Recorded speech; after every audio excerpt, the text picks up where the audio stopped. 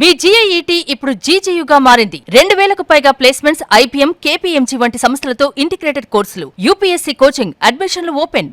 Yes, నేపాల్లో వచ్చినటువంటి భూకంపం దాటికి అక్కడున్న కొండ చర్యలు విరిగిపడడం, ఆ తర్వాత పెద్ద ఎత్తున వరదలు రావడంతో అక్కడ నదులు ఉప్పొంగాయి. సో దాదాపు కొన్ని వందల మంది ఇప్పటికే చనిపోవడం జరిగింది. 800 మంది గల్లంతయ్యారు. ముఖ్యంగా మన తెలుగు వాళ్ళు, అంటే మన తెలుగు రాష్ట్రాల నుంచి మానస సరోవర యాత్రకు వెళ్ళి అక్కడ వరదలో జస్ట్ కేవలం 2 నిమిషాల వ్యవధిలో ప్రాణాలతో బయటపడ్డారు కనీసం ఒక 30 మంది. సో కాఠ్మండు రాజధానిలో ప్రస్తుతం వాళ్ళు అక్కడ ఉన్నారు.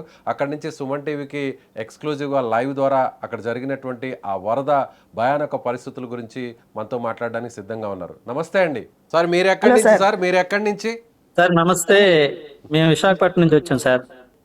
మేము 4 families 8 members sir total. Okay, మేము 21 నైట్ భోగాపురం విమానాశ్రయం నుంచి బయలుదేరాం. 22 కాఠ్మండులో దిగాం. మాకు వీసా గురించి 3 days లేట్ అవ్వడం వల్ల మాకు ప్రాణాలతో బయటపడ్డాం. లాస్ట్ మినిట్ లో ఒక 50 meters 100 meters వల్ల మేము దగ్గర నుండి చూసాం సార్. ఇదంతా చాలా భయభ్రాంతులు గురయ్యాం. ఏదేమైనప్పటికీ శివయ్య దయ వలన మేమంతా కూడా బయటకెళ్ళాం స్వామి అనుగ్రహం వల్ల. ఓకే, ఆ నది మీద ఉన్న బ్రిడ్జ్ కానీ వెహికల్స్ కానీ ఆ వరదంతా కూడా అక్కడున్న ఇళ్లను ముంచెత్తేయడం కానీ మొత్తం ఆ ప్రాంతాన్ని అంతా కూడా పూర్తిగా దారుణంగా అక్కడ మొత్తం కంటికి కనిపించకుండా బురదతో నింపేయడం కానీ ఎంత దూరంలో జరిగింది మీ కళ్ళ ముందు? అది అంతా కలిపి 100-150 meters సార్. అంతా కలిపి ఆ పక్కనే పెద్ద స్కూల్ కూడా ఉంది కదా సార్. పెద్ద స్కూల్ కూడా పిల్లలందరూ కూడా మాతో పాటు పరిగెత్తుకుంటూ మేము ఏదైతే ఉన్న హిల్ టాప్ ఏరియా ఉందో ఆ హిల్ టాప్ ఏరియా కూడా పేరెంట్స్ పిల్లలందరూ కూడా మాతో పాటు పైకి వచ్చేసారు సార్. ఎస్, మీరంటే బస్సులో వెహికల్లో పోతున్నారు, కొంత మీ కళ్ళ ముందు కనిపిస్తుంది, మీరు కూడా ఎత్తైన ప్రాంతంలో ఉన్నారు కాబట్టి మీకు కనిపించింది.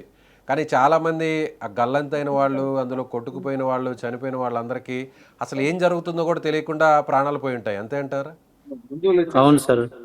మీరు వెహికల్లో ఆగిపోవడం వల్ల, వెహికల్లో మీరు వెనక సీట్లో కూర్చొని ఆగిపోవడం వల్ల మీకోసం మీతో పాటు వచ్చిన 30-40 మంది కూడా వెహికల్లోనే ఉండిపోయారు. ఒకవేళ మీరు ఆగిపోకుండా కానీ ఉండుంటే మీ వెహికల్ ముందుకు జరిగి ఉండేది, ఆ వరదలో మీరు కూడా కొట్టుకుపోయి ఉండేవాళ్ళు అంటున్నారు. ఏం జరిగింది మేడం? అవును సార్, మామూలుగా టీ బ్రేక్ దిగమంటే మేము వద్దులే సార్ అని చెప్పామండి. వద్దులే అంటే అందరూ తాగుతున్నారు కంపల్సరీ తాగండి అంటే అప్పుడు మేము ఇద్దరం దిగామండి. మేము దిగేదానికి మళ్ళీ వాళ్ళు వేరే చాయ్ మళ్ళా పెట్టి ఇచ్చేటప్పటికి లేట్ అయింది సార్. ముందు వెళ్ళిన వాళ్ళు తాగేశారు, మేము వద్దనుకున్న వాళ్ళు మళ్ళీ లేట్ గా తాగేటప్పటికి టైం లేట్ అయింది. మా ఆలస్యం మాకు కలిసి వచ్చింది సార్.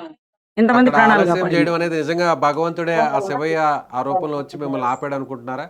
అనుకుంటున్నాం సార్. ఇంకోటి పశుపతి దేవాలయం అని ఉండే, దానికి కూడా ముందు రోజు నేపాల్లో మాకు టైం ఉంది కదా, మాకు పర్మిషన్ రావడానికి టైం ఉంది కదా.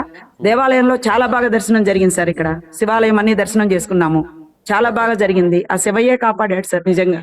మీరు మహిళలు, చిన్న చిన్న పిల్లలు చనిపోయారు, కుటుంబాలు కొట్టుకుపోయాయి, అక్కడ ఆస్తులు సంపాదించుకొని ఎంతో పాపం అందరూ కూడా వచ్చిన టూరిస్టుల మీద ఆధారపడి రూపాయి కూడబెట్టుకుని బతుకుతుంటారు. వాళ్ళందరికీ అక్కడ ఏం కళ్ళ ముందు ఏం కనిపించకుండా మొత్తం సర్వనాశనం అయిపోయింది. అలాంటివి చూసినప్పుడు మీకు మహిళలుగా ఏమనిపిస్తుంది మేడం? సార్, చిన్న చిన్న పిల్లల్ని ఏడ్చుకుంటూ కాలేజ్ నుంచి వచ్చారు, స్కూల్ నుంచి వచ్చారు సార్. పిల్లలందరూ యూనిఫామ్ లోనే ఉన్నారు, అందరూ యూనిఫామ్ లో ఉన్నారు. యూనిఫామ్ లో మొత్తం అక్కడ ఏ బండి దొరికితే ఆ బండి, ఏ స్కూటర్ దొరికితే, ఏ లారీ దొరికితే అట్లా వెళ్ళిపోతున్నారు సార్. పాపం ఆ న్యూస్ తెలుస్తానే పాపం చూడడానికి ఏం జరిగిందని. So there is no time, communication gap sir. మన సెల్స్ లో కూడా సెల్లులు పనిచేయటం, కరెంట్ లేదు. సో మేము ఛార్జింగ్ పెట్టుకుందాం, టీ స్టాల్లో ఛార్జింగ్ పెట్టుకుందాం, ఛార్జింగ్ లేదు. సో ఆ పిల్లలందరూ అత్యంత ఏడుపు, దయనీయమైన పరిస్థితి సార్. పాపం ట్రాన్స్పోర్ట్ ఇన్స్పోర్ట్ అన్ని మనలాగా కాదు కదా సార్ ఆ టైంకి ఉండటం. సో ఇంకోసారి మాట్లాడతారు. ఎలా జరుగుతున్నాయి సార్ ఇప్పుడు మీతో గవర్నమెంట్ వాళ్ళు మాట్లాడడం కానీ, మన ఆంధ్ర ప్రాంతం నుంచి లేదా మాకు ఏదైతే సైన్ ఇన్ ట్రావెల్స్ ఉందో ఆయన ఎండి గారికి గవర్నమెంట్ నుంచి ప్రిన్సిపల్ సెక్రటరీ గారు ఎవరో ఫోన్ చేశారటండి. ఎలా ఉన్నారు, మా గవర్నమెంట్ నుంచి ఏదైనా సహాయం కావాలేటని అడిగారట. లేదండి మా వాళ్ళంతా సేఫ్ గా ఉన్నారు, మాకు ఏం ఇబ్బంది లేదని చెప్పారటండి.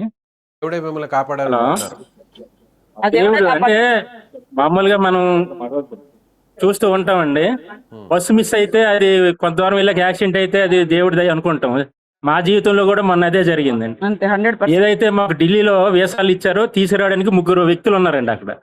వాళ్ళకి night early hours 4:30 flight miss అయ్యిందండి, టికెట్ దొరకలేదు. తర్వాత ఫ్లైట్ కి ఇండిగోకి రావడం జరిగింది. నిజంగా అదే ఫ్లైట్ టికెట్ దొరుకుంటే మేము 6 గంటలకు బదులు 1 గంటకు బయలుదేరుతాం, చైనా ఎంబసీలో ఉంటామండి. అంటే ఏదైతే కొట్టుకుపోయారో వాళ్ళలో మేము కూడా ఉంటాము. అంటే దేవుడు మమ్మల్ని ఆ టికెట్ దొరకకుండా ఆ రూపంలో మాకు కాపాడాడని మేము నమ్ముతూ ఉన్నామండి.